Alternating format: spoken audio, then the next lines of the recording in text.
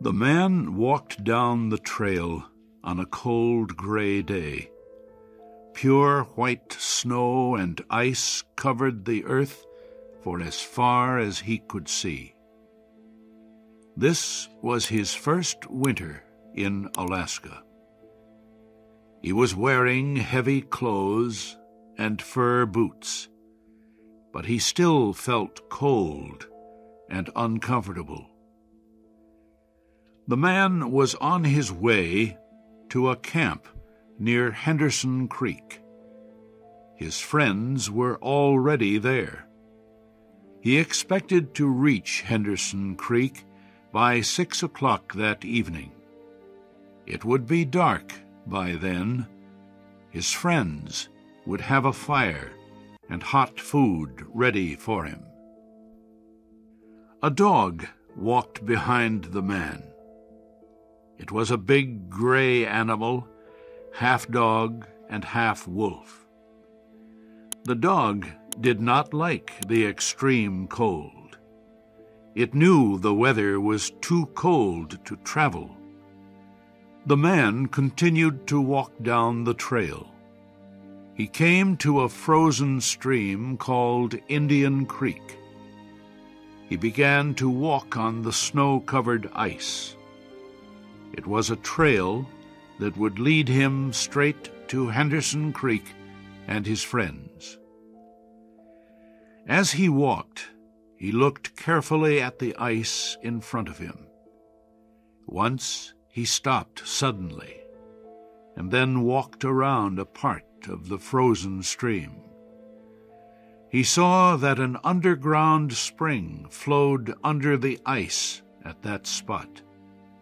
It made the ice thin. If he stepped there, he might break through the ice into a pool of water. To get his boots wet in such cold weather might kill him. His feet would turn to ice quickly. He could freeze to death. At about 12 o'clock, the man decided to stop to eat his lunch. He took off the glove on his right hand. He opened his jacket and shirt and pulled out his bread and meat. This took less than 20 seconds, yet his fingers began to freeze. He hit his hand against his leg several times until he felt a sharp pain. Then he quickly put his glove on his hand. He made a fire, beginning with small pieces of wood and adding larger ones. He sat on a snow-covered log and ate his lunch. He enjoyed the warm fire for a few minutes. Then he stood up and started walking on the frozen stream again. A half-hour later, it happened. At a place where the snow seemed very solid, the ice broke.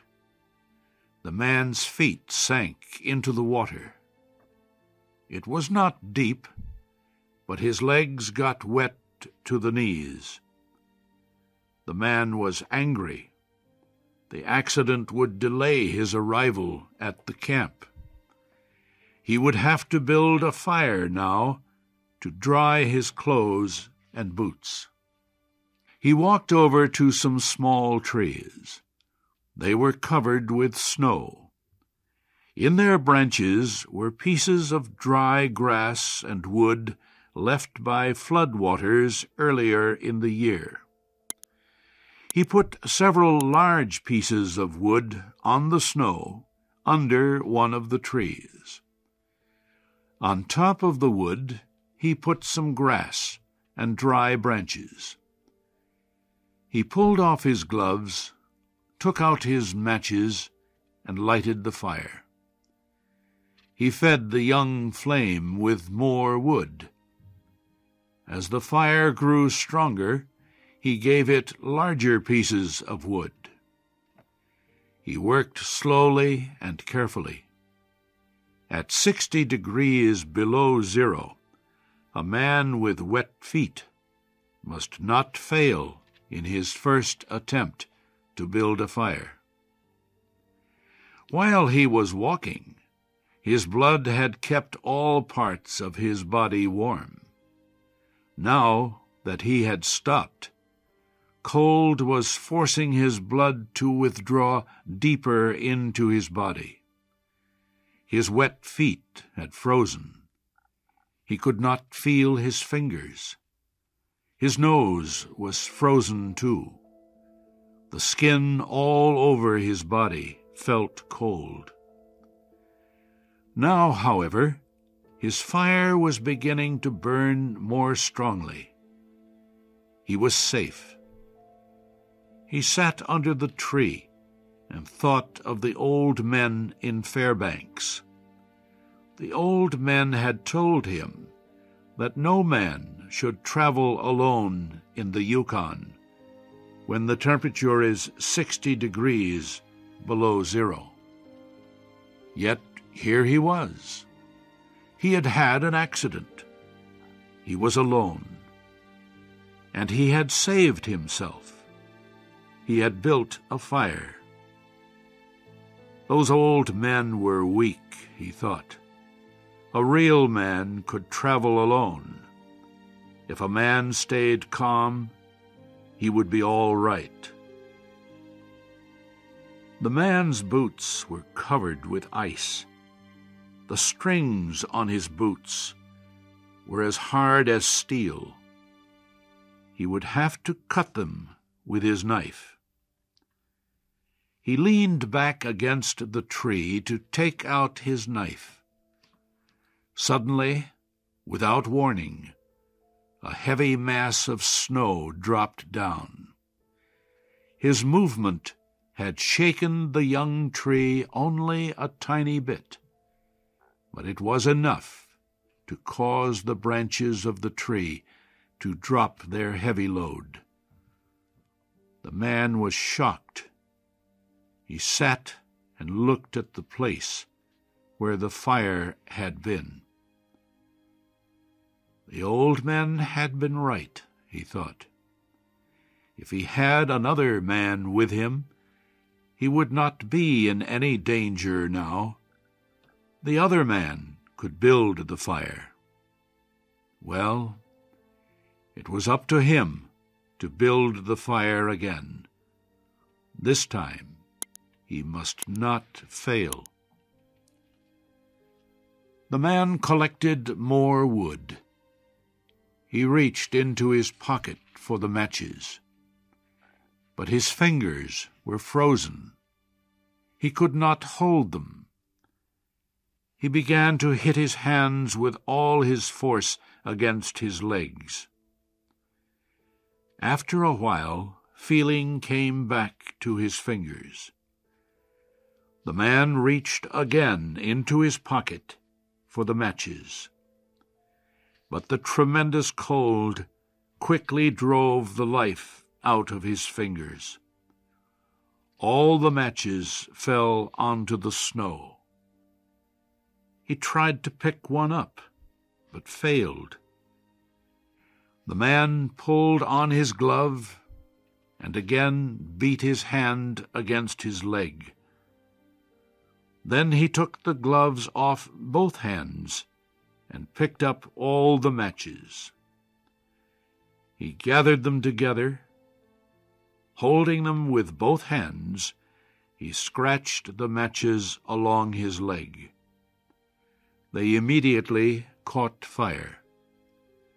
He held the blazing matches to a piece of wood. After a while, he became aware that he could smell his hands burning. Then he began to feel the pain. He opened his hands, and the blazing matches fell onto the snow. The flame went out in a puff of gray smoke. The man looked up. The dog was still watching him. The man got an idea. He would kill the dog and bury his hands inside its warm body. When the feeling came back to his fingers, he could build another fire. He called to the dog. The dog heard danger in the man's voice. It backed away. The man called again. This time the dog came closer. The man reached for his knife, but he had forgotten that he could not bend his fingers.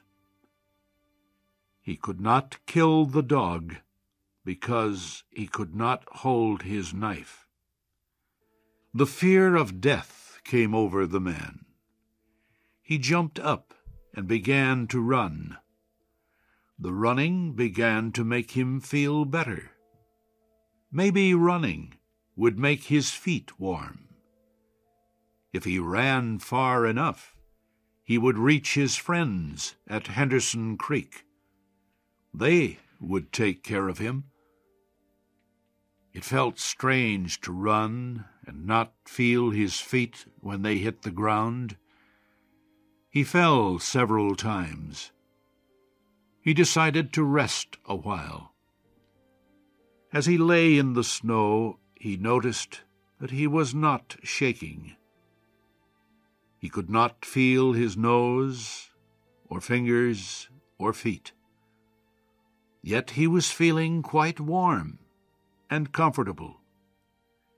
He realized he was going to die. Well, he decided he might as well take it like a man. There were worse ways to die. The man closed his eyes and floated into the most comfortable sleep he had ever known.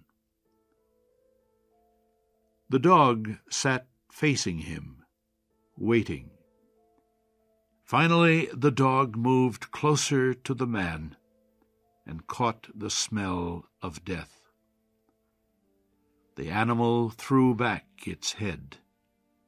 It let out a long, soft cry to the cold stars in the black sky.